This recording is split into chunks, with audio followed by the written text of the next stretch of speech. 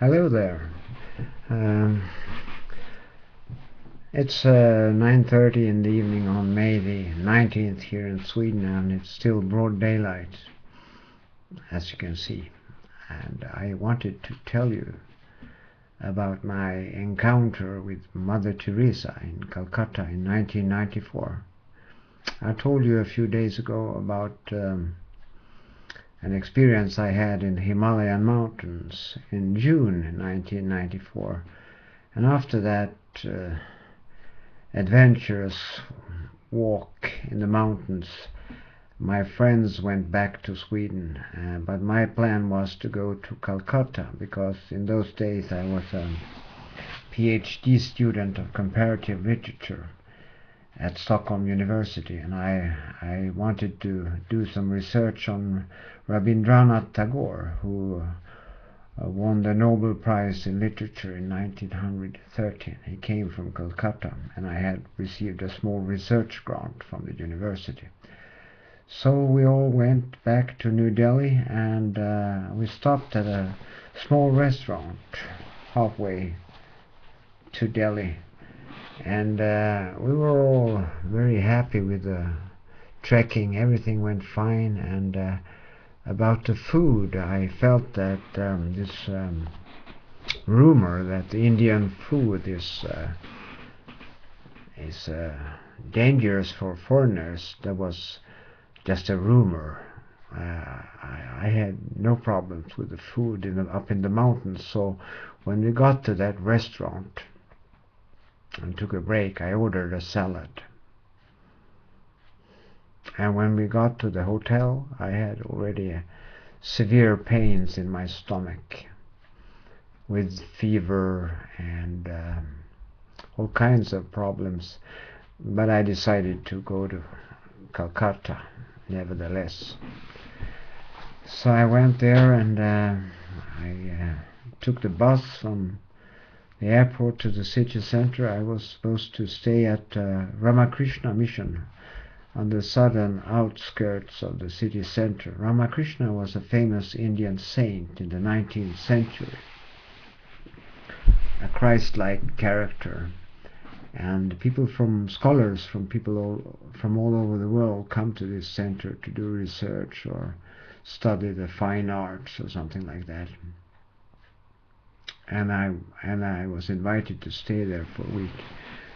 But I couldn't do any research because of my stomach problems. I just stayed in my hotel room most of the time, and I watched soccer on television, because 94 was, as you probably remember, the year when Sweden won a bronze medal in the World Championship soccer tournament in USA. And I watched TV all day long.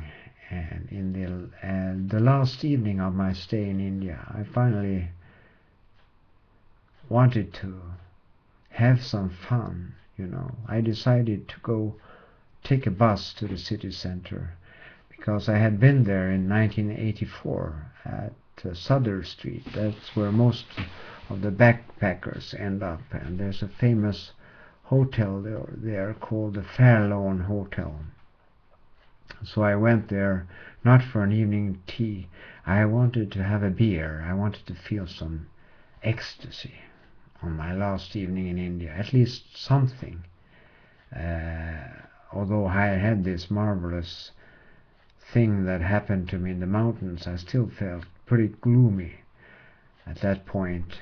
So I ordered a beer, and I had some problems to consume it, because having a beer in India while suffering from a stomach disease, that's not a good idea. So I was also very thin. We had been walking for 10 hours per day for weeks, and I had lost weight because of the stomach problems. I probably looked quite miserable.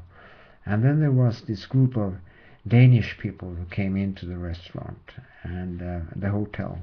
And one of them came up to me and said, "You look pretty miserable, sir." And yeah, I said, "I don't feel quite well." And he said, "Why don't you come with us to see Mother Teresa?" "Oh, yeah, okay.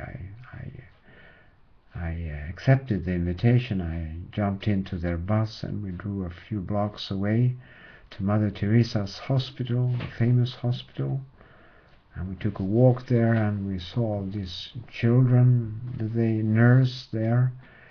And all of a sudden, Mother Teresa herself came down some stairs. She came up to us and spoke to us. I recognized her immediately from all the photos.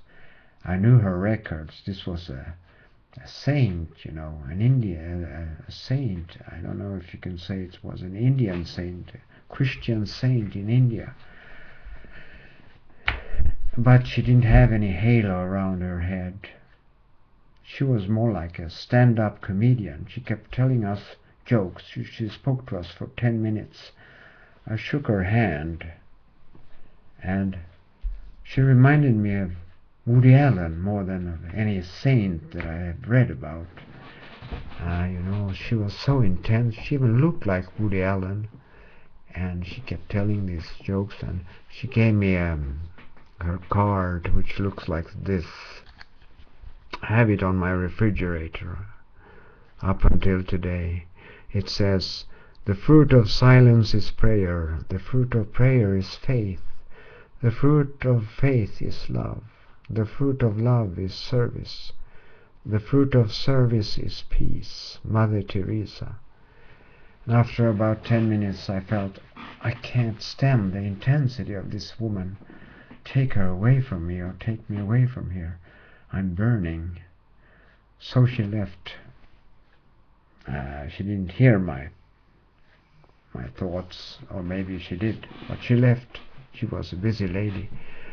And I went back to my hotel, and the following day I went back to Stockholm, Europe, Sweden, and